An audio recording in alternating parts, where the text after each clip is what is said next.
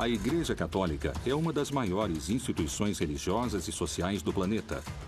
Por causa da sua estrutura hierárquica, da organização do trabalho, da administração do patrimônio e das suas atividades lucrativas, muitos a consideram como uma das empresas internacionais mais importantes. La Chiesa oggi si muove come una merchant bank. Qual é o verdadeiro poder econômico dessa instituição?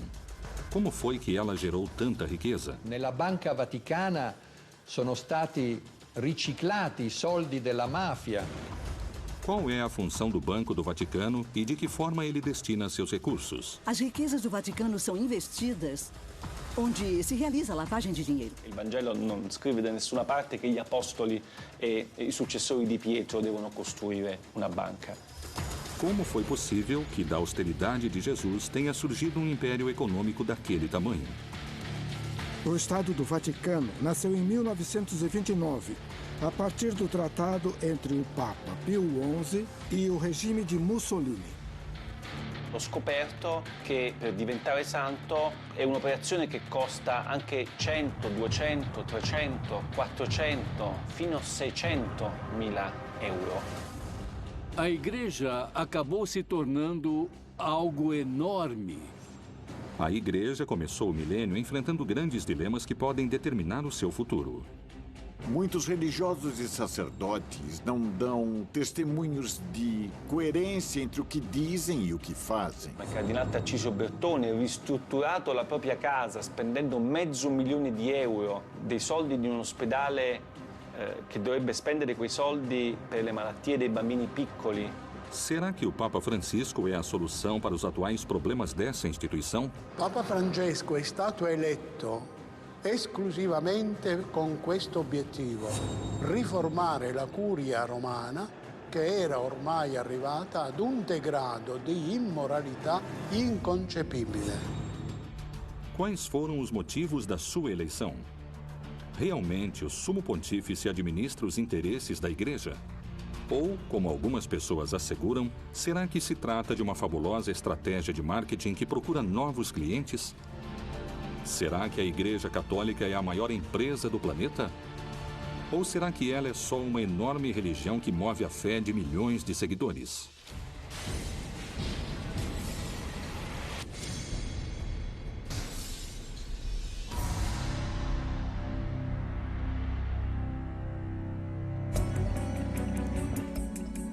As fontes da riqueza e os ingressos monetários da Igreja são muitos e provêm de uma enorme lista de formas arrecadatórias.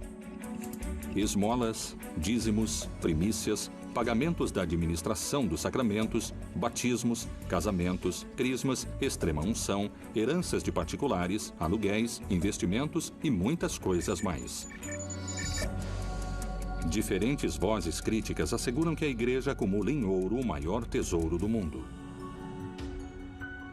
Il Vaticano ha una ricchezza che vale oggi intorno ai 15 miliardi di euro, che sono più di 16-17 miliardi di dollari americani. Ed è una ricchezza che viene divisa in una parte finanziaria e una ricchezza immobiliare. Il patrimonio immobiliare a Roma vale più di 4 miliardi di euro. Mas como e de que forma nasce essa instituição e sua riqueza? O papado que existe a partir do começo do cristianismo, do século I, e, acima de tudo, aquele que existe a partir do século VI, vai ter cada vez mais riquezas ao longo da vida medieval. Por isso, nos séculos XIV e XV, acredita-se que 1/3 ou 1/4 de todas as terras europeias pertenciam ao papado. O Papa que está em Roma tem mais territórios do que qualquer rei ou governante da Europa nos séculos XIV e XV. Que motivo a Igreja usa para defender e conservar os tesouros artísticos e culturais de valor incalculável que ela possui? A Igreja tem a responsabilidade de cuidar do patrimônio artístico e o patrimônio humano, porque eles são nossas raízes. São um tesouro que ninguém pode tirar de nós. Seria uma pena se fossem perdidos por descuido. A Igreja tem o trabalho de preservar o patrimônio artístico e cultural. E muitas vezes ela não tem recursos para fazer isto. E é uma pena que nem sempre possam cuidar dessas obras de arte como elas merecem. Le carte dimostrano che il Vaticano ha proprietà immobiliari importanti anche in Inghilterra, a Londra per la precisione, a Bond Street, una delle vie più eleganti e quasi tutta del Vaticano. Il negozio dove c'è Bulgari è di proprietà del Vaticano. Como foi que a mensagem de unidade e de austeridade do Criador, a base da religião católica, foi se transformando em uma igreja com grandes quantidades de dinheiro e que muitos consideram ostentação?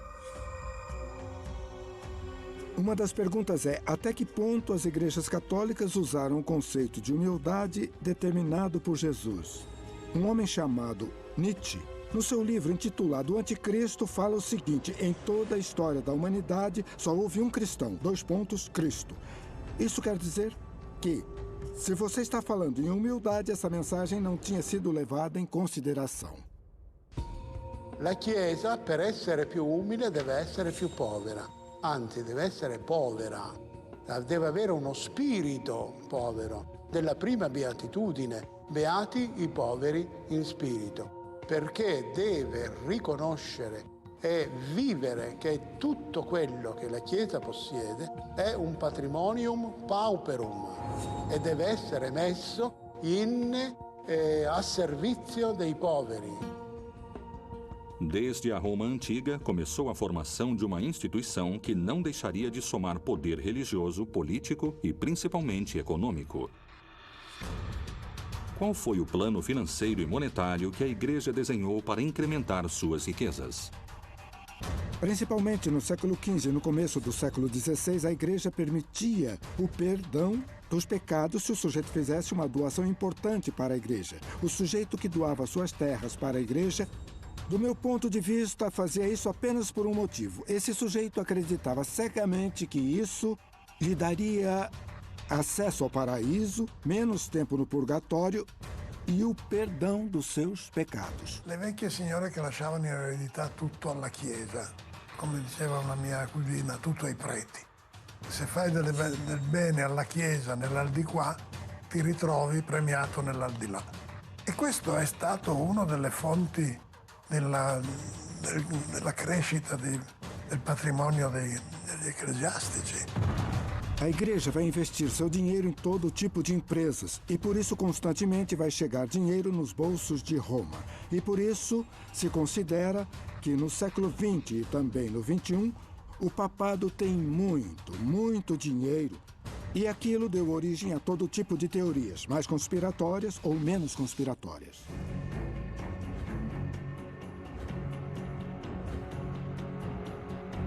Com o passar do tempo, o clero foi incorporando novas formas de arrecadar dinheiro e bens para a Igreja. Qual era a relação entre a caridade e o pecado? A purificação das almas e o dízimo? Por que algumas pessoas afirmam que esse pode ter sido o novo jeito de ganhar mais dinheiro? As indulgências chegam ao extremo no final do século XV e no começo do século XVI, quando o Papa Júlio II queria criar um grande prédio que ficou conhecido como a Basílica de São Pedro. Para isto era necessário muito dinheiro. Então a pessoa ia lá, pagava uma cifra determinada e com isto seus pecados, de certa forma, diminuíam.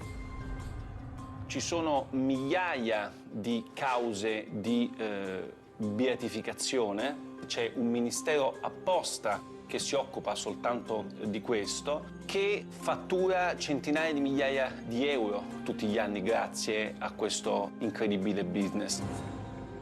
O Papa Francisco não quer só ser bom, ele quer que as pessoas vejam que ele é bom. Ele quer que ninguém ache que o fato de dar esmola em troca de uma bênção é uma espécie de negócio, uma espécie de especulação, como aquela que condenou Lutero, falando sobre o perdão, sobre as pessoas que davam esmola em troca de perdão. O Papa não quer que as pessoas paguem por sacramentos ou por bênçãos. Ele não quer ir à Igreja Católica porque elas acham que não tem dinheiro. Que ninguém pense que a fé católica deve ser comprada, que tem que pagar para batizar o filho ou para que o Papa lhe dê uma bênção. É a mesma mensagem que está no Evangelho. Jesus Cristo dizia: dai de graça o que de graça recebestes. a forma da Igreja Católica arrecadar dinheiro não se encontra só nos sacramentos. O que a Bíblia fala sobre o celibato e por que esta condição é considerada por muitos peritos como uma estratégia esperta para aumentar seu poder econômico? Nos primeiros séculos, nos monastérios, as ordens religiosas estabeleceram votos de castidade, mas o clero secular, o clero que vivia no mundo, para este clero, o celibato era uma coisa opcional. Na verdade, este celibato se torna obrigatório no século XI. Timóteo falou muito claro. Os bispos podem se casar. O padre pode se casar. Não só isso, seria uma violação do mandato divino, porque no Gênesis fala: não é bom que o homem esteja só. A Igreja, se apoiando no celibato do clero, garante também que as propriedades que um sacerdote ou um padre possa adquirir não vão se tornar uma propriedade individual, e sim uma corporação.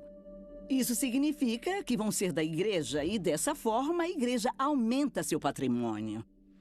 Surgiriam problemas econômicos quando eles perceberam, e isso é realmente um absurdo, que os filhos de todos os sacerdotes poderiam herdar os inúmeros bens da Igreja. Como se chegou à etapa moderna dos estados pontifícios?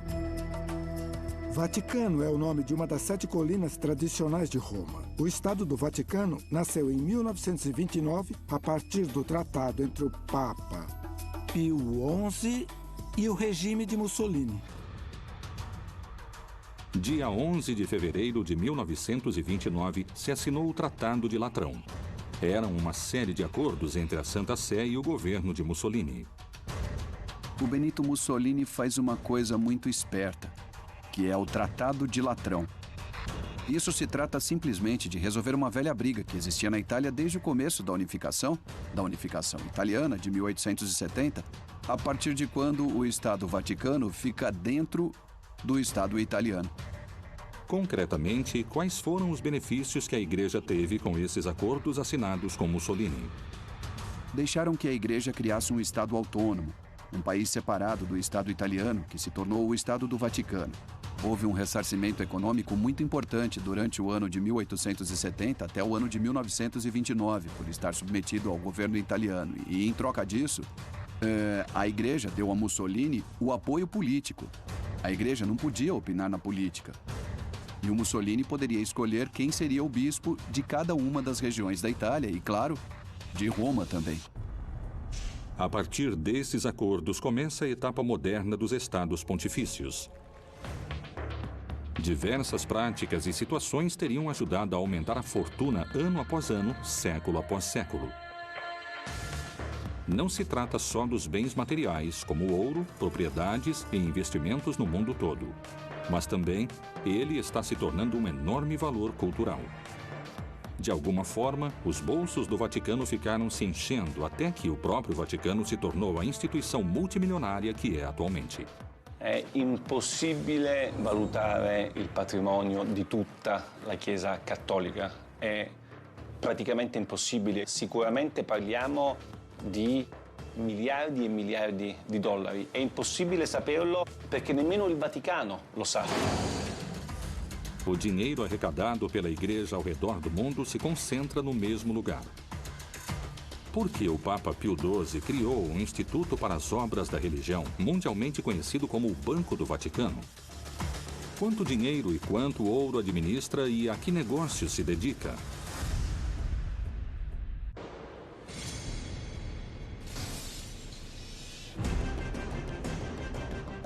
A incalculável fortuna da Igreja Católica se manteve em segredo entre os fiéis e as autoridades eclesiásticas.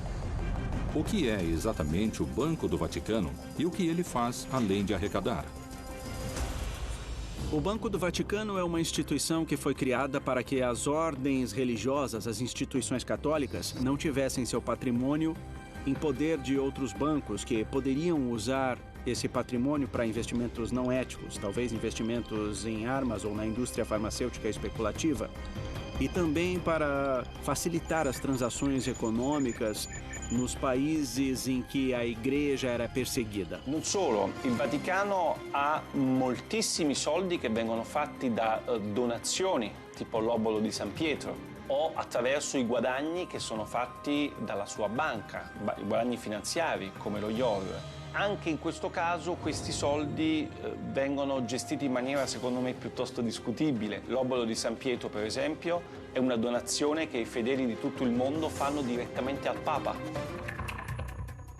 Que benefícios econômicos teve a Igreja Católica com o Banco do Vaticano como ferramenta de investimento e arrecadação? As riquezas do Vaticano também são investidas em empresas onde, por meio de estudos das redes bancárias, podemos ver que se realiza lavagem de dinheiro. Nella Banca Vaticana sono stati riciclati i soldi della mafia, come ha dimostrato il Tribunale di Roma.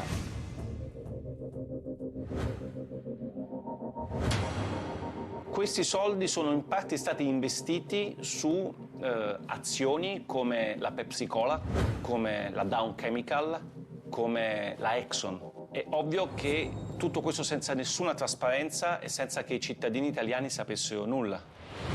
Attraverso i canali della Banca Vaticana sono passati soldi per tangenti di corruzione ai partiti politici italiani di governo negli anni 80-90.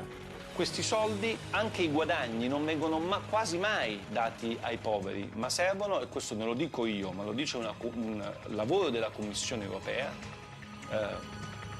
servono per le necessità dei dicasteri romani e dei cardinali.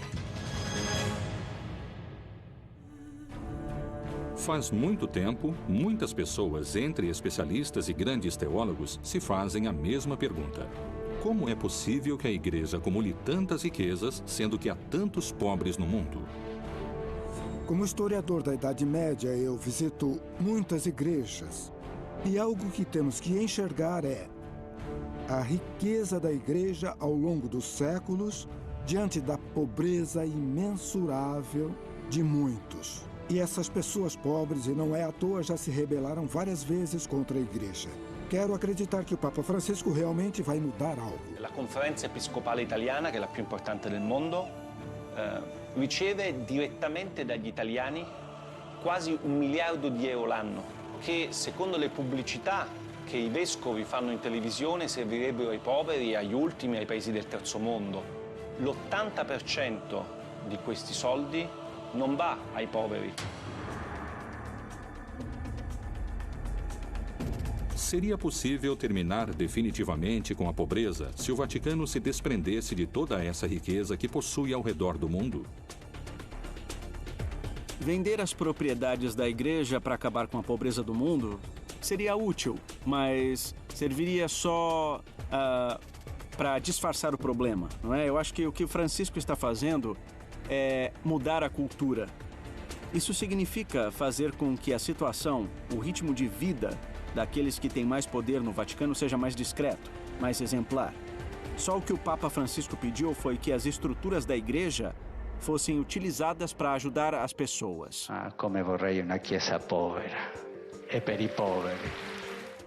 A partir da frase "uma igreja pobre para os pobres", começou uma campanha de Francisco para tentar combater a corrupção e fazer isso de forma eficiente.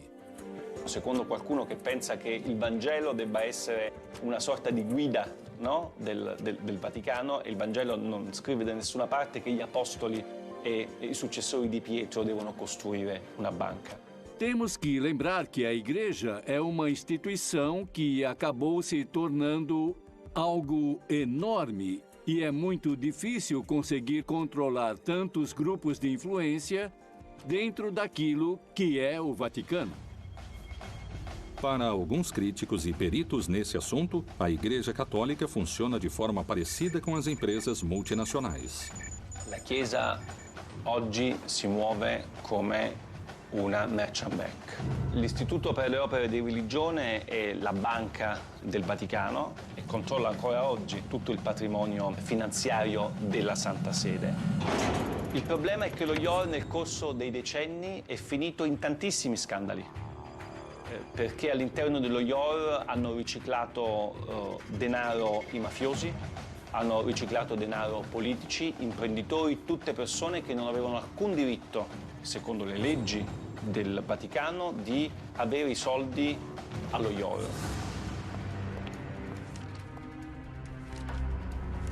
Que documentos vieram à tona que colocaram em xeque a Igreja? O escândalo do Vatilix II poderá ser o começo das reformas que o Papa Francisco quer na sua Igreja.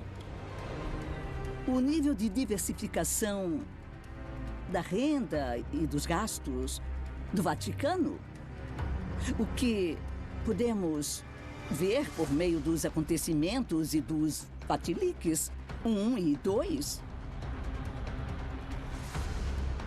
é muito obscuro. Era necessário que se fizesse uma reforma profunda.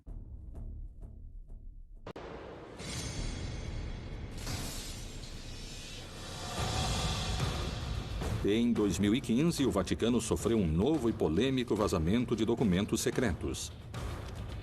Esse acontecimento ficou conhecido como Vatilix II, em alusão a um escândalo parecido que aconteceu em 2012, quando uma parte da correspondência do Papa Bento XVI foi exposta. Os novos vazamentos, diferentemente dos primeiros, revelam todo tipo de irregolaridades nas finanças do Vaticano.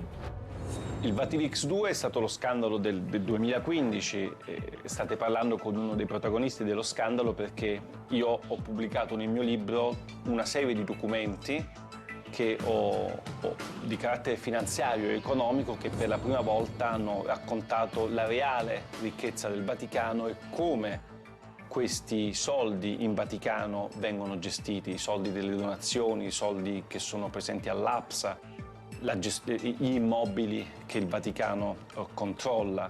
Os dados do vazamento Vatilix II são muito interessantes porque são a prova da situação em que o Papa Francisco se encontrava antes da reforma. Na verdade, são um tesouro. O escândalo financeiro Vatilix II revela documentos que foram publicados em 2 livros. Num deles, o autor Emiliano Fittipaldi denuncia irregularidades de todo tipo nas finanças da Santa Sé, apresentando o Vaticano com grandes problemas econômicos. Um buraco negro no sistema de pensões, corrupção por parte da Cúria, desvio de fundos e a completa ausência de transparência nos balanços da Santa Sé. Secondo il Vaticano sono state 2 le persone che mi hanno dato queste carte, Monsignor Valeco Balda, che è un monsignore spagnolo che era il segretario di questa commissione d'inchiesta, e Francesca Immacolata Chaqui, che era il membro di questa commissione. Essas 2 pessoas que foram contratadas pelo Vaticano para ajudar o Papa a fazer a reforma da Cúria Romana, essas pessoas se desviaram do caminho e fizeram algo que não deviam fazer. Todos os documentos secretos, os dossiês que o Papa devia ler para pensar nas medidas que deveria tomar, se tornaram públicos. Queste 2 persone sono state arrestate 5 giorni prima della pubblicazione del mio libro e del libro Via Crucis di Nuzzi. Sono state arrestate perché sono state accusate di aver divulgato informazioni riservate e aver messo a rischio l'interesse della patria. Così dice la legge Vaticano.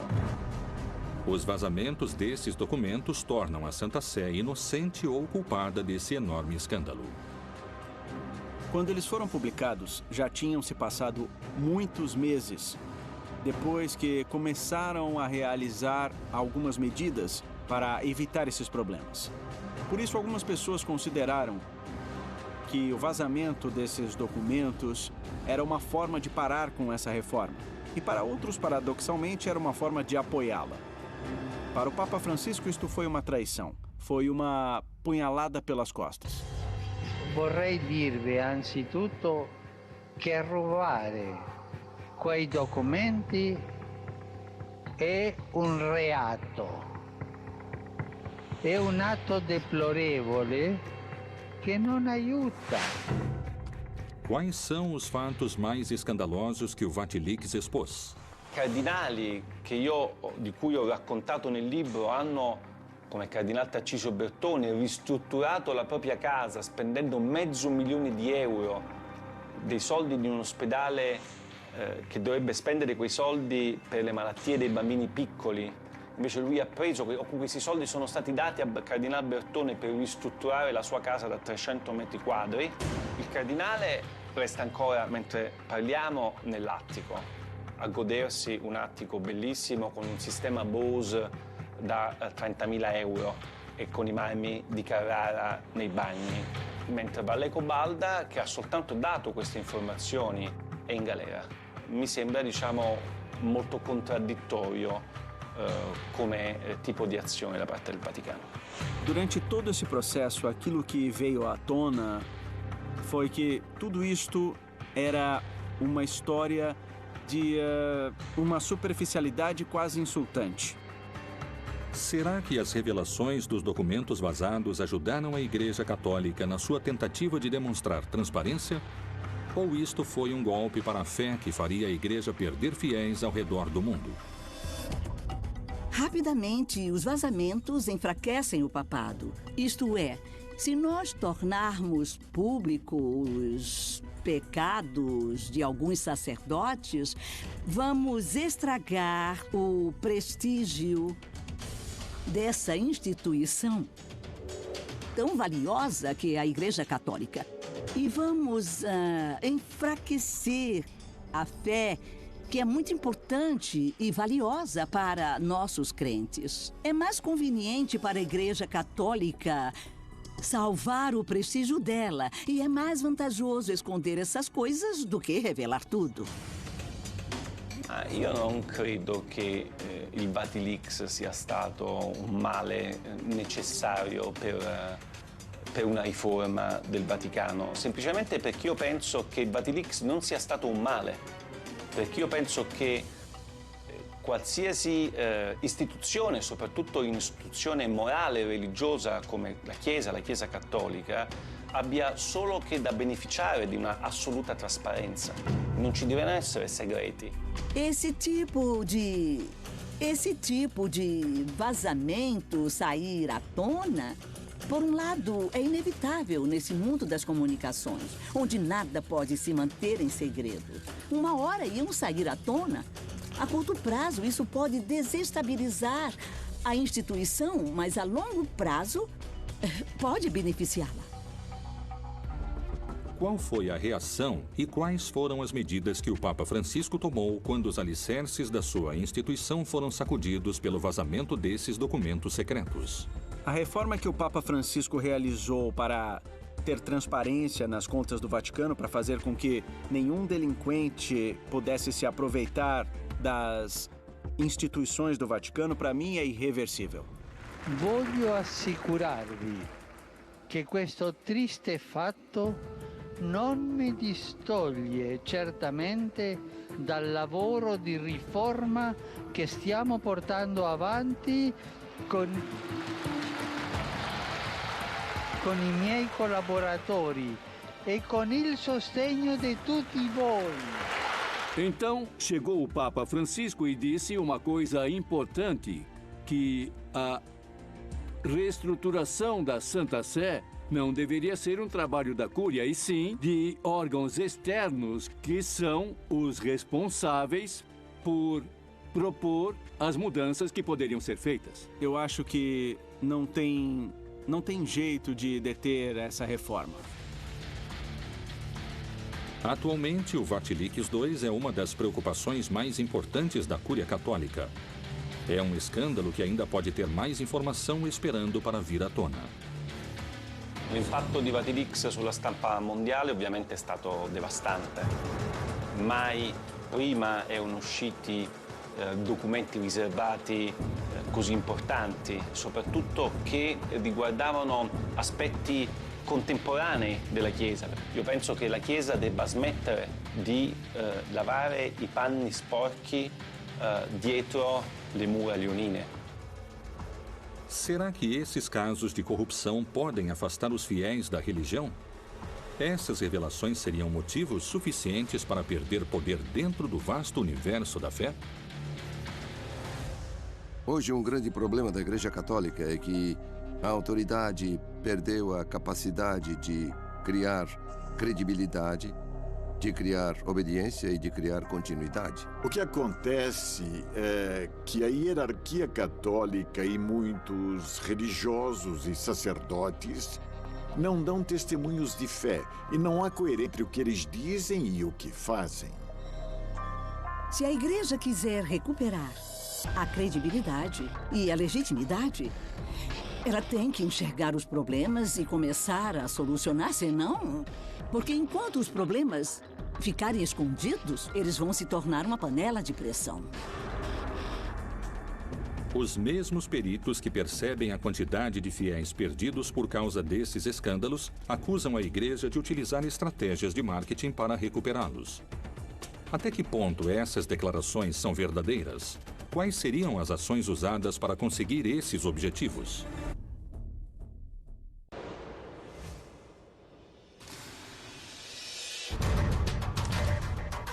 Os vazamentos dos documentos financeiros secretos, conhecidos como Vatilix II, não só abalaram a Igreja Católica, mas, segundo alguns especialistas e teólogos, também afastaram muitos fiéis ao redor do mundo. Será que a Igreja Católica criou uma estratégia de marketing com slogans de estilo publicitário e com uma fórmula para fomentar e somar seguidores? Por que algumas pessoas falam das aparições da Virgem, dos milagres dos santos e das canonizações como uma estratégia de marketing? A partir do século VIII, os católicos tinham a estratégia de utilizar os lugares sagrados dos povos dominados ou conquistados para colocar neles símbolos religiosos e católicos e, desse modo, começarem o trabalho pastoral.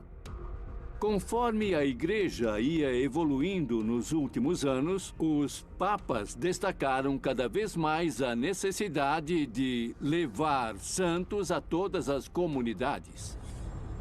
Aproximadamente no ano de 1357, numa igreja da França, começou a se exibir um manto com o corpo e o rosto de Jesus impressos. Depois deram esse manto à Santa Sé e ela o deixou na Catedral de Turim. Rapidamente, o sucesso trouxe um grande número de fiéis e também de detratores. Falam que esse manto é o tecido que cobriu Jesus quando ele morreu. O problema é que, na Idade Média, existiu o tráfico de relíquias, por exemplo. Isto é uma farpa da cruz de Jesus Cristo, tanto faz. Então, isto me parece muito pouco verdadeiro. Mas não é só essa relíquia que é considerada por algumas pessoas como uma hábil estratégia de marketing para atrair novos fiéis. Quando os conquistadores chegaram na América Latina, quando, entre aspas, descobriram a América, todos aqueles conquistadores fundaram muitas cidades com nomes ou advocações da Virgem. Essa era a melhor forma de se aproximar dos nativos, dos indígenas. E os próprios indígenas descobriram que a melhor forma para se encontrar e também dialogar com os invasores era através da Virgem. Outro tipo de acontecimento que é difícil de explicar pela ciência são as aparições da Virgem. Na América Latina, talvez o caso mais famoso seja o da Virgem de Guadalupe. A primeira grande aparição da Virgem aconteceu no século XVII, logo depois que os conquistadores chegaram na América, no México. Um índio chamado Juan Diego viu a Virgem. Foi onde os franciscanos estavam lá e lá estava a máxima aparição da Virgem, que era a Virgem de Guadalupe, padroeira da América Latina. E com ela vai se afirmar a ideia de mediação. Os franciscanos se opõem ao culto guadalupense porque acreditam que ele tem muitos elementos sincréticos. E outros discordam disso porque acreditam que é bom ter um culto que é compartilhado por uma parte dos católicos mexicanos e que é melhor fortalecer e dominá-lo. E essa é mais ou menos a política que está se desenvolvendo. Será que essas aparições são verdadeiros milagres? Podemos pensar nelas como estratégias da igreja para fortalecer a fé ou para que os fiéis continuem acreditando. Investigamos como apareceu a Virgem e para quem. Se aparecer uma mulher, vão colocar um homem ao lado dela. Acima de tudo, um sacerdote. O tempo passou e muitas pessoas visitam o lugar onde a Virgem apareceu. E para isso tem que se inventar algo. Tem que falar que lá se curam os meninos e as meninas. Que lá as mulheres conseguem engravidar. Existe um nível de irracionalidade nessa crença. E eu acho que isso acontece porque ela não é consistente, não é racional, sabe? Não atrairia gente. Uma parte de você acredita porque você tem fé, mas você não precisa demonstrar a sua fé. Por que tem aqueles que consideram as canonizações também como um instrumento de atração de novos fiéis? É assim, as canonizações consistem nisso. A igreja propõe um modelo do bom cristão. A igreja diz, olhem, esse homem se comportou como um herói da fé e é um homem ou uma mulher que vale a pena imitar. No começo, cada uma das comunidades cristãs canonizava seus mártires. E depois a igreja começou a controlar esse processo. E agora tem uma série de provas e etc. E a partir do Concílio Vaticano II criaram-se outros requisitos. Entre eles, provar a existência do santo, a existência física da pessoa. Poucas pessoas sabem que este procedimento tem um custo econômico elevado e que isto significa um incremento elevado nos bolsos da igreja. La storia della fabbrica dei santi è una delle più incredibili che ho scoperto con la mia inchiesta, perché io pensavo che per diventare santo fosse un'operazione che la Chiesa faceva in maniera gratuita. E invece ho scoperto che per diventare santo è un'operazione che costa anche 100, 200, 300, 400, fino a 600.000 euro. Per me è uno scandalo incredibile quello che ho scoperto.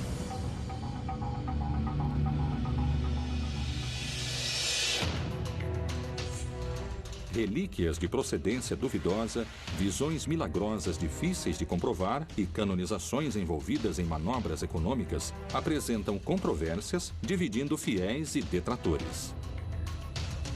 Por que os detratores asseguram que a eleição do Papa Francisco se trata da mais ambiciosa estratégia de marketing da história do Vaticano? Se realmente tiver uma estratégia de marketing envolvendo o Papa Francisco, eu gostaria de contratar esse estrategista de marketing para minha empresa, porque ele conseguiu mudar completamente a cara da igreja. Acredito que o estrategista de marketing da marca Francisco é Jorge Mário Bergoglio.